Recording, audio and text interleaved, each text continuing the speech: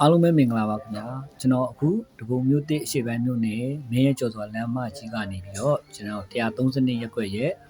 ကုန်းပေါင်လမ်းလို့လူသိများတယ်အထူးသဖြင့်မြေပုံတွေမှာဒေသနရစေးုံလမ်းလို့ခေါ်တဲ့လမ်းမကြီးပေါ်ကိုကျွန်တော်ဖြတ်တန်းသွားလာမှာဖြစ်ပါတယ်အခုဆိုရင်ကျွန်တော်ကကုန်းပေါင်လမ်းလို့ခေါ်တဲ့ဒေသနရစေးုံလမ်းကိုကျွန်တော်ဝင်ရောက်လာပြီဖြစ်ပါတယ်လက်စင်မီတိုင်းနေရောက်ရှိတဲ့ကုန်းပေါင်လမ်းမကြီးကလည်းဒဂုံမြို့တစ်အရှေ့ပိုင်းမြို့နယ်ထဲမှာထင်ရှားတဲ့လမ်းမကြီးတစ်ခုဖြစ်နေရင်တွေ့ရမှာဖြစ်ပါတယ်။မင်းရဲကျော်စွာလမ်းမကြီးကနေတက်စီပြီးတော့မှအမတ်139ရပ်ကွက်မော်ရဝတီပေါင်လန်းကိုတွားရောက်ချိတ်ဆက်တဲ့တခုတည်သောလမ်းမကြီးတစ်ခုဖြစ်ပါတယ်။ဒီလမ်းမကြီးကမင်းရဲကျော်စွာလမ်းမကြီးကနေပြီးတော့ဆယ်ဘာထူတီကိုလမ်းခင်းထားတဲ့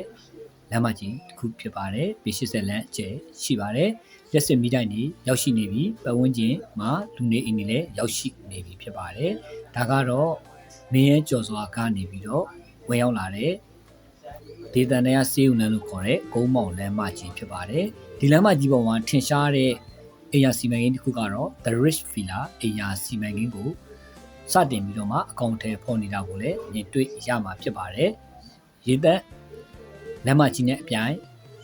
ဖောက်လုပ်ထားတဲ့လမ်းမကြီးတစ်ခုဖြစ်ပြီးတော့မှဒီလမ်းမပေါ်မှာဘာထူလမ်းမကြီးဆယ်ဘာထူလမ်းမကြီးနော်ရီလမ်းမကြီးတွေဖြတ်တန်းသွားလာနေတာကိုလည်းမြင်တွေ့ရမှာဖြစ်ပါတယ်